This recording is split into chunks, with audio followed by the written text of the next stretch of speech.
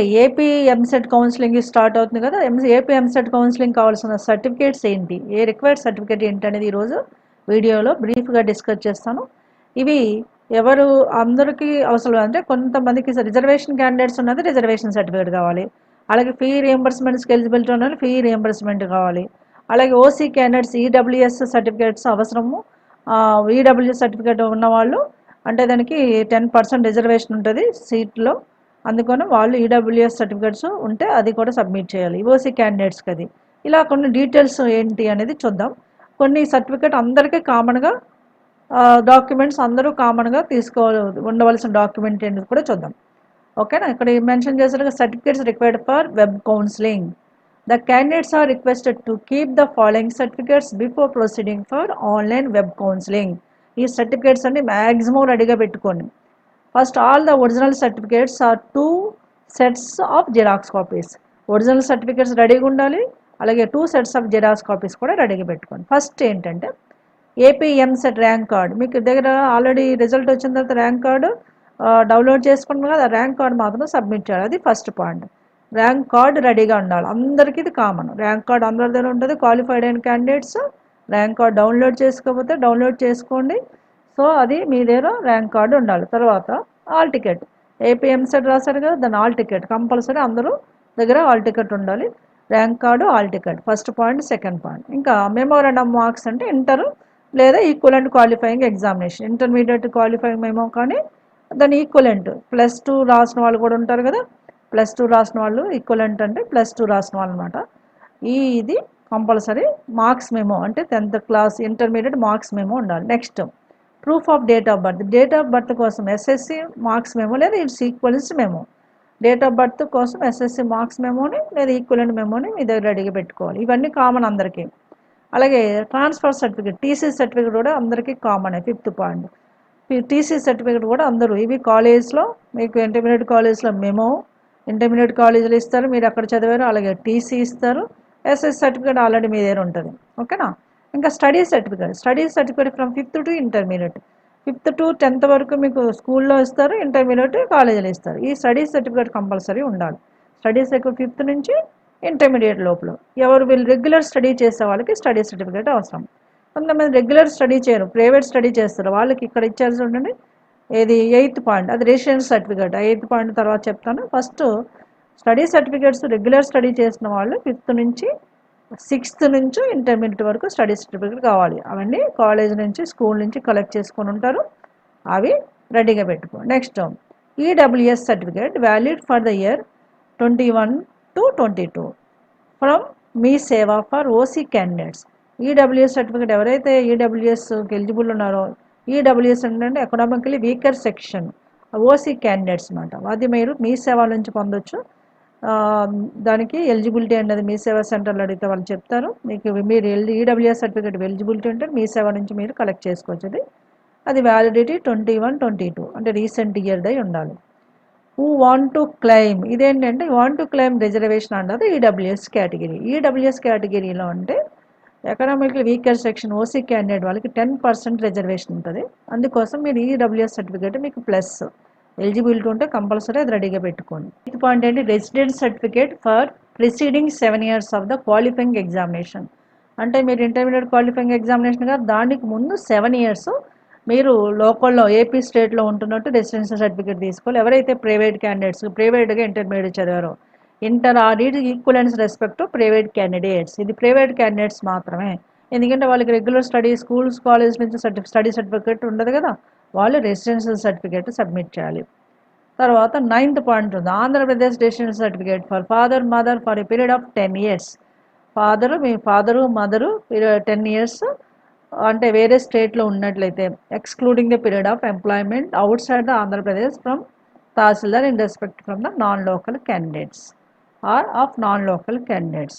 Okay, 10 years outside ఉంటే, Andhra Pradesh out side ఉంటే వాళ్ళు నాన్ లోకల్ క్యాండిడేట్స్ కింద వస్తారు. వాళ్ళు ఏంటంటే తహసీల్దార్ దగ్గర నుంచి సర్టిఫికేట్ తీసుకోవాల్సి వస్తుంది. ఆ క్యాండిడేట్స్ అలాంటి వాళ్ళు ఉంటే పేరెంట్స్ వాళ్ళు కంపల్సరీ ఈ సర్టిఫికేట్ తీసుకోండి.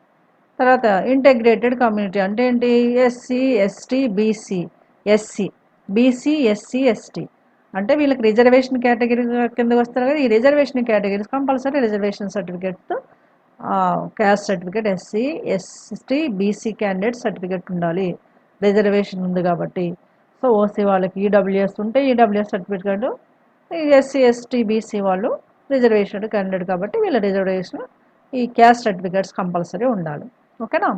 తర్వాత ఇన్కమ్ సర్టిఫికేట్, ఇన్కమ్ సర్టిఫికేట్ అనేది కంపల్సరీ ఫీ రియంబర్స్మెంట్స్కి అవసరము. Fee reimbursement that tuition fee reimbursement కోసం ఎవరైతే ఎలిజిబుల్ ఉన్నారో వాళ్ళు ఇన్కమ్ సర్టిఫికేట్ రెడీగా పెట్టుకోండి.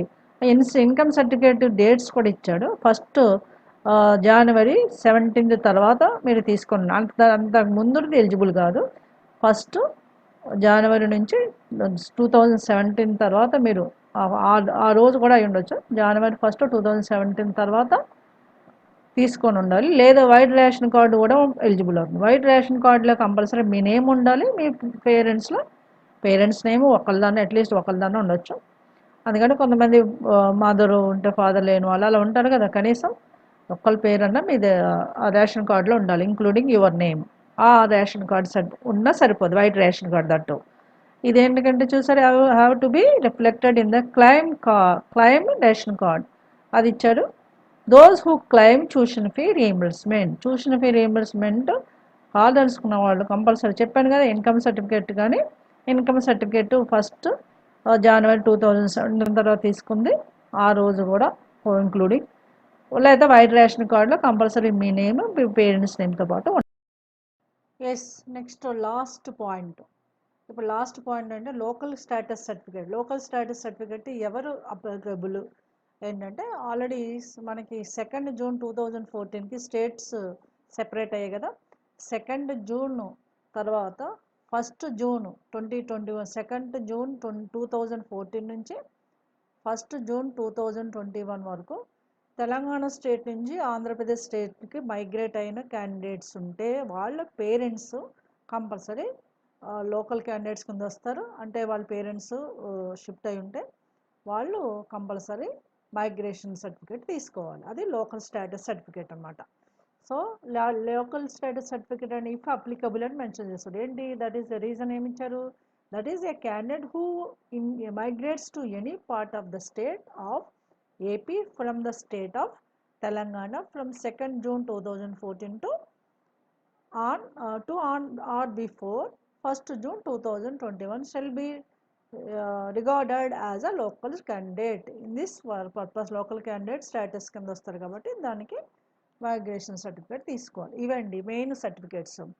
ఇంకా మీకు స్పెషల్ కేటగిరీస్ ఉన్నాయి. పిహెచ్ క్యాండిడేట్స్కి స్పోర్ట్స్ కోటా వాటికి సెపరేట్గా కౌన్సిలింగ్ ఉంది, వాళ్ళకి సెపరేట్గా ర్యాంక్ వైజ్ కౌన్సిలింగ్ ఇచ్చారు. దాని వీడియో కూడా నేను సెపరేట్గా చేస్తాను, అది స్పెషల్ కేటగిరీస్ వాళ్ళవి. అవి ఆ వీడియో కూడా చూడండి, ఎవరైతే స్పెషల్ కేటగిరీస్ ఉన్నారో వాళ్ళకి అప్లికబుల్ అది. సో ఇవి ఇప్పుడు నేను మెన్షన్ చేసిన సర్టిఫికేట్స్ అన్నీ కూడా కామన్గా అందరికి ఉన్నాయండి. ఎంసెట్ ర్యాంక్ కార్డ్, అలాగే EAMCET all ticket, SSC and intermediate మేము టీసీ. ఇంకా స్టడీ సర్టిఫికేట్ అంటే రెగ్యులర్ స్టడీ వాళ్ళకి స్టడీ సర్టిఫికేట్ ఉంటుంది, ప్రైవేట్ స్టడీ వాళ్ళు రెసిడెన్షియల్ సర్టిఫికేట్ తీసుకోవాలి. అలాగే రిజర్వేషన్ క్యాండిడేట్ రిజర్వేషన్ వాళ్ళకి మాత్రమే ఎస్సీ ఎస్టీ బీసీ వాళ్ళు reservation certificate caste certificate submit చేయాలి. ఈడబ్ల్యూఎస్ సర్టిఫికేట్ ఓసీ వాళ్ళు ఈడబ్ల్యూఎస్ సర్టిఫికేట్ అంటే 10% రిజర్వేషన్ కోసం ఈడబ్ల్యూఎస్ సర్టిఫికేట్ వెరిఫై చేయాలి. కామన్గా ఉన్న మాత్రం అందరికీ కామన్గా ఉన్నాయి ఫస్ట్ 4 పాయింట్స్. ఎస్పెషల్లీ టీసీ కూడా రెగ్యులర్ స్టడీ వాళ్ళకి టీసీ ఉంటుంది, ప్రైవేట్ స్టడీ వాళ్ళకి టీసీ ఉండదు. ఫస్ట్ 4 పాయింట్స్ అందరికీ కామన్గా ఉండవు. తర్వాత పాయింట్స్ ఏంటో నేను డీటెయిల్గా క్లియర్గా ఎక్స్ప్లెనేషన్ ఇచ్చాను, మీకు బాగా హెల్ప్ఫుల్ అవుతుందని అనుకుంటున్నాను.